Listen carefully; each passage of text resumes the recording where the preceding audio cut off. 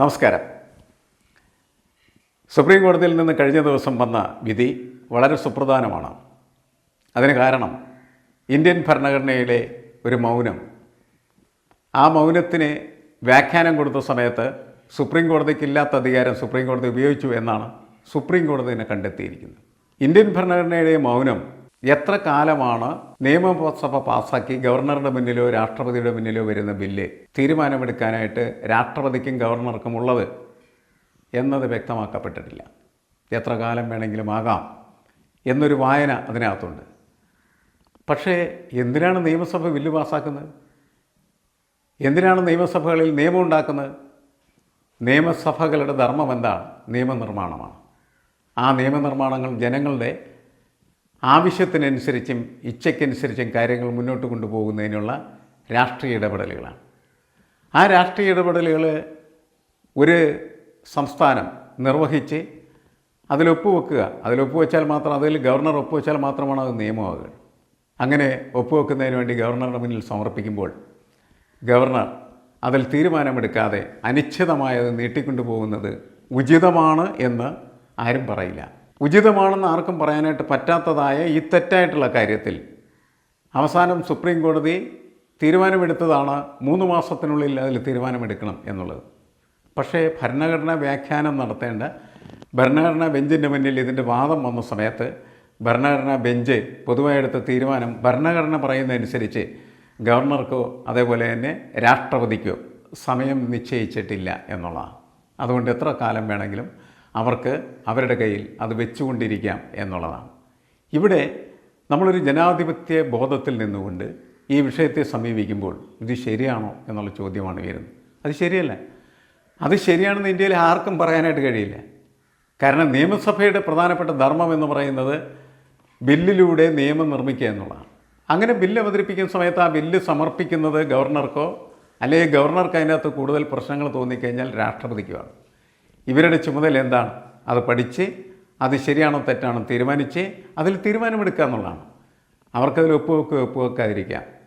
അവർക്ക് ഒപ്പുവെക്കാൻ പറ്റിയില്ലെങ്കിൽ അവർക്ക് തിരിച്ച് സർക്കാരിലേക്ക് അയക്കാം. സർക്കാരിന് വീണ്ടും നിയമസഭ കൂടി അത് പാസ്സാക്കി വീണ്ടും ഗവർണർക്ക് കൊടുക്കാം. അങ്ങനെ ഗവർണർക്ക് കൊടുക്കുന്ന സമയത്ത് ഗവർണർക്ക് അത് ഒപ്പിടേണ്ടി വരും. അങ്ങനെ ഒപ്പിടേണ്ടി വരും എന്ന് പറയുന്ന ഒരു നിർബന്ധിതമായിട്ടുള്ള സാഹചര്യം ഉള്ളതുകൊണ്ടാണ് ഗവർണർ ഈ ഇത്തരം ബില്ലുകൾ രാഷ്ട്രീയപരമായ കാരണത്തിൻ്റെ അടിസ്ഥാനത്തിൽ അവരുടെ അലമാരക്കകത്ത് എടുത്തു വെക്കുന്നത്. തമിഴ്നാട്ടിലെ ഗവർണർ RN രവിയാണ് ഇതിൽ വിസ്മയകരവും അമ്പരപ്പിക്കുന്നതുമായിട്ടുള്ള തീരുമാനമെടുത്തത്. അദ്ദേഹം പറഞ്ഞു, നിങ്ങൾ പാസ്സാക്കിയ ബില്ല്, തമിഴ്നാട് നിയമസഭ പാസ്സാക്കിയ ബില്ല് ഞാൻ എൻ്റെ അലമാരയിൽ പൂട്ടിവെക്കും. അതവിടെ ഇരിക്കുന്നിടത്തോളം കാലം അതിന് മരണമാണ് സംഭവിക്കാൻ പോകുന്നത്.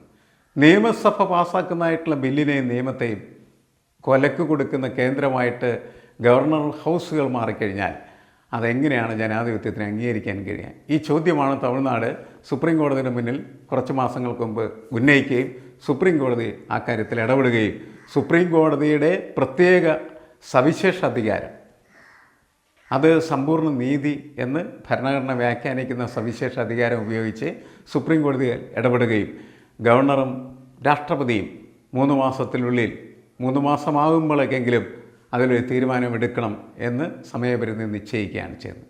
അത് പുനഃപരിശോധിക്കാൻ വേണ്ടിയിട്ടാണ് നമ്മുടെ രാഷ്ട്രപതിയുടെ റഫറൻസിൻ്റെ അടിസ്ഥാനത്തിൽ രാഷ്ട്രപതി സുപ്രീം കോടതിയോട് ചോദിച്ചൊരു കാര്യം ഇതാണ്: എന്താണ് എൻ്റെ അധികാരം? എനിക്ക് എന്ത് അധികാരമുണ്ട് എന്നാണ് ചോദിച്ചത്. അത് വിശദീകരിക്കുന്നതിനും അത് വ്യാഖ്യാനിക്കുന്നതിനും വേണ്ടി കൂടിയ ഭരണഘടനാ ബെഞ്ച് അവസാന തീരുമാനത്തിലെത്തി അവരുന്നയിച്ച ചോദ്യങ്ങൾക്കുള്ള മറുപടി കൊടുത്ത സമയത്ത് പറഞ്ഞു, ബില്ല് പാസ്സാക്കുന്ന കാര്യത്തിൽ സമയപരിധി നിശ്ചയിക്കാനായിട്ടുള്ള അവകാശം സുപ്രീം കോടതിക്ക് ഇല്ല എന്നാണ് പറഞ്ഞത്.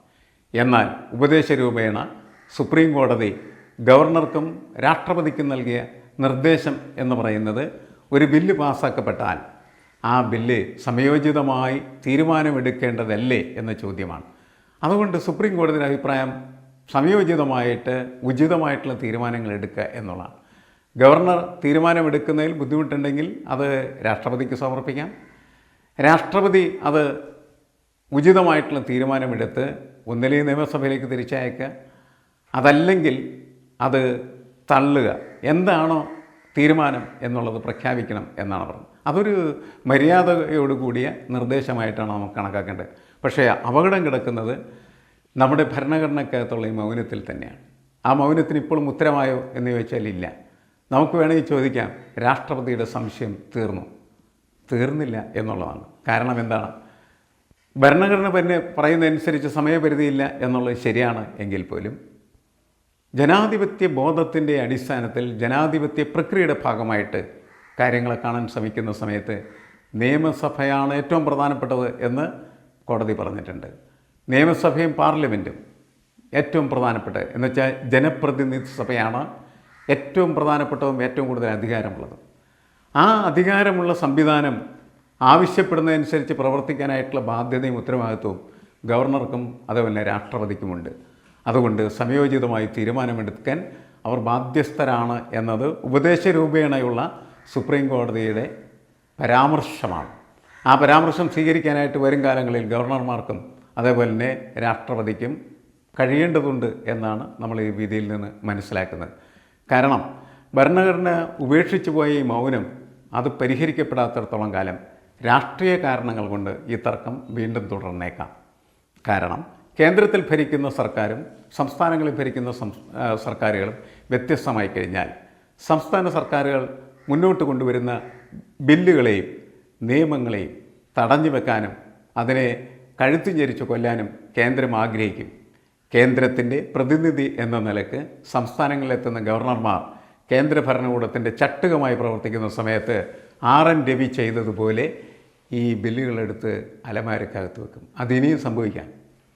ഇനിയും അങ്ങനെ വരുന്ന സമയത്ത് കോടതി പറയുന്നുണ്ട്, അകാരണമായ രീതിയിൽ ബില്ലിൽ തീരുമാനമെടുക്കാതെ ഗവർണർമാരോ രാഷ്ട്രപതിയോ ഇരുന്നാൽ കോടതിക്ക് പരിമിതമായ തോതിൽ ഇടപെടാനായിട്ട് പറ്റും. ആ പരിമിതമായ തോതിൽ ഇടപെടുന്നത് കോടതി ചോദിക്കും രാഷ്ട്രപതിയോടും ഗവർണർമാരോടും, എന്താണ് നിങ്ങളീ കാണിക്കുന്നത്? എന്ത് മര്യാദയാണ് നിങ്ങളുടെ പ്രവർത്തനങ്ങൾക്കുള്ളത്? അതിനപ്പുറത്ത് നിയമപരമായി ഒന്നും ചെയ്യാനായിട്ട് കഴിയില്ല എന്ന ഒരു കാര്യമാണ് ഇതുവരെ വ്യക്തമാക്കപ്പെട്ടിരിക്കുന്നത്. ഇത് ഇന്ത്യയിലെ നിയമജ്ഞരെ സംബന്ധിച്ചിടത്തോളവും രാഷ്ട്രീയ നേതൃത്വത്തെ സംബന്ധിച്ചിടത്തോളവും പരമപ്രധാനമാണ്. ഇത് മനസ്സിലാക്കി ഏറ്റവും യുക്തമായിട്ടുള്ള രീതിയിൽ പെരുമാറാനും പ്രവർത്തിക്കാനും ഗവർണർമാരും രാഷ്ട്രീയ പ്രസ്ഥാനങ്ങളും തയ്യാറാകേണ്ടത് ആവശ്യമാണ് എന്നാണ് എനിക്ക് തോന്നുന്നത്.